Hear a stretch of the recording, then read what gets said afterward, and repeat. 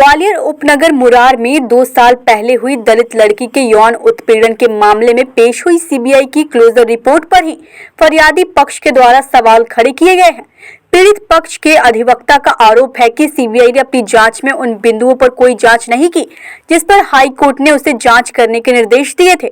हालांकि सीबीआई ने अपनी क्लोजर रिपोर्ट पेश कर दी है। इस रिपोर्ट एवं पीड़ित पक्ष की आपत्तियों पर अब हाईकोर्ट में 23 फरवरी को सुनवाई होगी। इसी बीच लड़की ने सीबीआई पर सवाल उठाए हैं और दबंगों द्वारा उसे और उसके परिवार पर राजीनामा करने के लिए दबाव बनाने का आरोप लगाया है। लड़की का कहना है कि कुछ संदिग्ध लोगों द्वारा उसके पिता पर 12 फरवरी को जानलेवा हमला किया गया। उसके पिता 1 सप्ताह तक अस्पताल में जिंदगी और मौत से लड़ने के बाद हाल ही में घर लौटे हैं। दरअसल उपनगर मुरार थाना क्षेत्र के सीपी कॉलोनी क्षेत्र में गंगा सिंह भदौरिया के मकान में एक 15 साल की दलित नाबालिग लड़की के साथ उनके नाती आदित्य भदौरिया और उसके दोस्त श्यामू शर्मा द्वारा दुष्कर्म किया गया था। इस मामले में लड़की और उसके पिता ने मुरार थाने में शिकायत दर्ज कराने की कोशिश की थी, लेकिन पुलिस ने शिकायत दर्ज न करते हुए उल्टे लड़की और उसके परिवार को ही रात भर थाने में बंधक बनाकर रखा, जहां लड़की और उसके पिता के साथ जमकर मारपीट की गई। यह मामला उस समय सुर्खियों में आया जब किसी तरह लड़की ने अपने साथ हुई घटना को लेकर वरिष्ठ अधिकारियों और सीएम हेल्पलाइन में शिकायत की। इसके बाद पुलिस ने आनन फानन में लड़की के बयान दर्ज किए। लड़की के मजिस्ट्रेट के सामने इकबालिया बयान भी दर्ज किए गए, जिसमें मकान मालिक गंगा सिंह भदौरिया, उसका नाती आदित्य भदौरिया और दोस्त श्यामू शर्मा के खिलाफ दलित उत्पीड़न और दुष्कर्म की धाराओं के तहत मुकदमा दर्ज किया गया। इस मामले में पुलिस का रवैया बेहद लापरवाही पूर्वक रहा था, जिसके चलते हाईकोर्ट ने टिप्पणी की थी। इस मामले को सीबीआई को सौंप दिया था, लेकिन सीबीआई की जांच से अब श्यामू शर्मा और उसके दोस्त आदित्य भदौरिया को एक तरह से क्लीन चिट दे दी गई है। इस पर पीड़ित पक्ष के अधिवक्ता ने सवाल उठाए हैं। उनका कहना है कि मजिस्ट्रेट के बयान पर सीबीआई ने कोई जांच पड़ताल नहीं की। लड़की और उसके पिता को रात भर थाने में मारा पीटा गया, उसके बारे में अभी कोई जांच पड़ताल नहीं की गई। वहीं घटना के 2 दिन बाद इस मामले में एफआईआर हुई।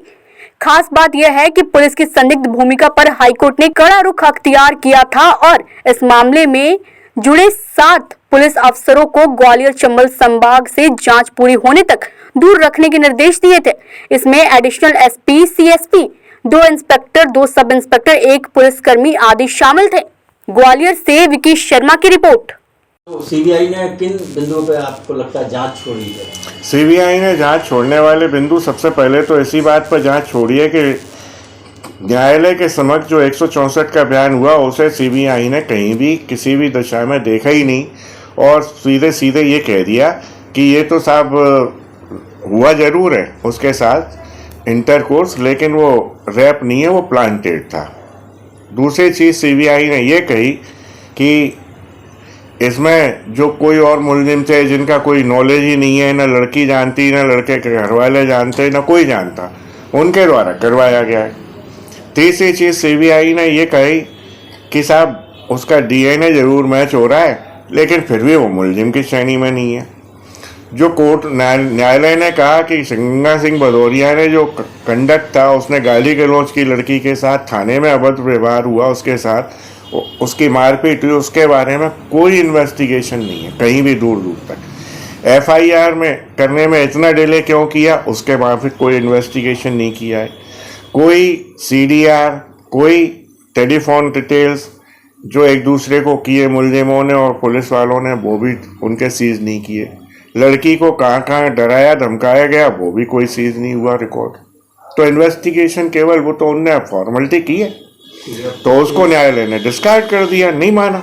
दूसरी चीज़, अब हमने उनको मांग की है माननीय उच्च न्यायालय में, तो वो अभी 23 तारीख को मामला लगा हुआ है, उसमें हम फैसला लेंगे।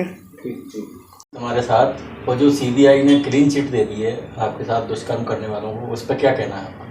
मेरा सर यही कहना है कि अब मेरे साथ जो दुर्घटना हुई थी उसके बारे में मुझसे जो भी सवाल किए थे, लेकिन आज तक मतलब मुझे कुछ नहीं हुआ और उन लोगों ने अभी मेरे ऊपर कोई शक वो भी नहीं किया और जिसका जो आरोपी है उस पर भी कोई सख्त कोई कार्रवाई नहीं करवाई।